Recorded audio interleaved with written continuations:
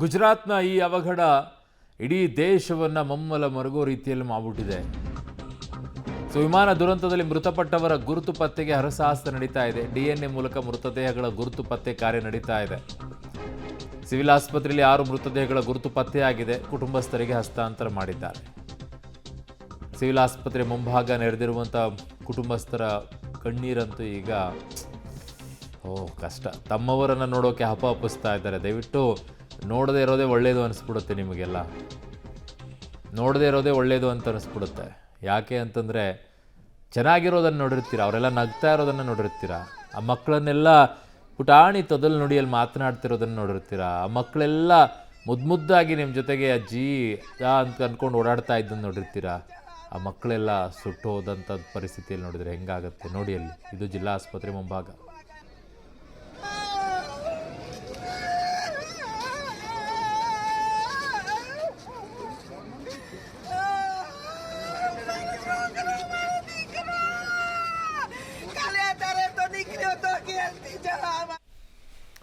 ನನ್ನ ಸಹೋದ್ಯೋಗಿ ಶಬೀರ್ ನನ್ನ ಸಂಪರ್ಕಕ್ಕೆ ಸಿಗ್ತಾ ಇದ್ದಾರೆ. ಶಬೀರ್, ನಿಜಕ್ಕೂ ಕೂಡ ಆ ದೃಶ್ಯಾವಳಿಗಳು ಒಂಥರ ಸಂಕಟವನ್ನು ಉಂಟು ಮಾಡಿಬಿಡುತ್ತೆ ರೀ.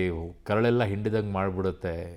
ಸಾಮಾನ್ಯವಾಗಿ ಬರೀ ಡೆತ್ ಆದಾಗಲೇ ತಡ್ಕೊಳಕ್ಕಾಗಲ್ಲ ಆ ನೋವುಗಳನ್ನು. ಅದರಲ್ಲೂ ಮುದ್ದಾಗಿ ನಗ್ತಾ ಮಾತನಾಡ್ತಾ ಇದ್ದಂಥದ್ದು, ಅಪ್ಪ ಅಂತ ಕರಿತಾ ಇದ್ದಂಥ ಮಗ, ಮಾವ ಅಂತ ಕರಿತಾ ಇದ್ದಂಥ ಸೊಸೆ, ಅಜ್ಜ ಅಜ್ಜಿ ಅಂತ ಕರಿತಾ ಇದ್ದಂಥ ಮಕ್ಕಳೆಲ್ಲ ಅಲ್ಲಿ ಸುಟ್ಟು ಕರಕಲಾಗಿರುವಂಥ ಸ್ಥಿತಿಯಲ್ಲಿ ಯಾರಾದರೂ ನೋಡಿಬಿಟ್ರೆ ಅವ್ರಿಗೆ ಎಂತಹ ಸಂಕಟ ರೀ. ಯಾರಿಗೂ ಬರಬಾರ್ದು ಇಂಥ ದುಸ್ಥಿತಿ.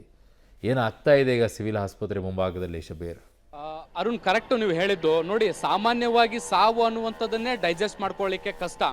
ಅದರಲ್ಲಿ ಈ ರೀತಿಯಾದಂತಹ ಭೀಕರ ಘಟನೆಗಳಾಗಿ ಆ ಒಂದು ಮೃತದೇಹಗಳನ್ನು ನೋಡಲಿಕ್ಕೆ ಆಗದೇ ಇರುವಂತಹ ಸನ್ನಿವೇಶಗಳು ನಿರ್ಮಾಣ ಆದಂತಹ ಸಾವುಗಳನ್ನಿದೆಯಲ್ಲ, ಅವುಗಳನ್ನ ನೋಡುವಂಥದ್ದು ಮತ್ತು ಡೈಜೆಸ್ಟ್ ಮಾಡ್ಕೊಳ್ಳುವಂಥದ್ದು ಎರಡೂ ಕೂಡ ಇನ್ನಷ್ಟು ಕಷ್ಟ ಆಗುವಂಥದ್ದು.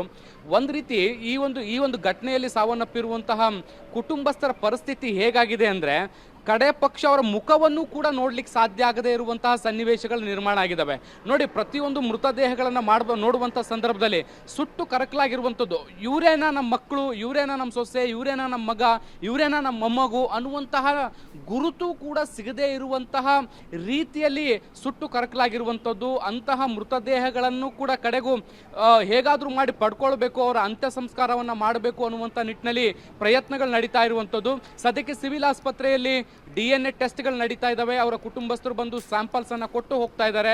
ಆ ಒಂದು ಸ್ಯಾಂಪಲ್ಸ್ಗಳ ಆಧಾರದ ಮೇಲೆ ಮೃತದೇಹಗಳನ್ನು ಈಗ ಪತ್ತೆ ಹಚ್ಚುವಂಥ ಕೆಲಸಗಳು ಕೂಡ ಆಗ್ತಾ ಇದ್ದಾವೆ.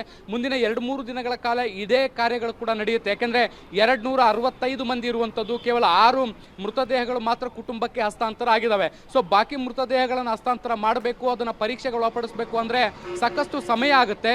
ಹೀಗಾಗಿ ಈ ಪ್ರಕ್ರಿಯೆಗಳು ಕೂಡ ಈಗ ಸದ್ಯಕ್ಕೆ ಆಸ್ಪತ್ರೆಯಲ್ಲಿ ನಡೀತಾ ಇದೆ. ಅರುಣ್, ಓಕೆ ಶಬೀರ್, ನಿಮ್ಮೆಲ್ಲ ಮಾಹಿತಿಗೆ ಧನ್ಯವಾದಗಳು. ಒಂದು ಕಡೆಗೆ DNA ಟೆಸ್ಟನ್ನು ಮಾಡಿ ಆ ಕುಟುಂಬಸ್ಥರಿಗೆ ಆ ಮೃತದೇಹಗಳನ್ನು ಹಸ್ತಾಂತರ ಮಾಡುತ್ತಾರೆ. ಬಟ್ ಆ ಮೃತದೇಹಗಳನ್ನು ನೋಡುವಂಥ ಪರಿಸ್ಥಿತಿಯಲ್ಲಿ ಕುಟುಂಬದವರು ಇರ್ತಾರಾ ಅಂತ ಅವರ ಆ ದುಃಖ ಇನ್ನೊಂದಿಷ್ಟು ಹೆಚ್ಚಾಗುತ್ತೆ ಅವರಿಗೆ.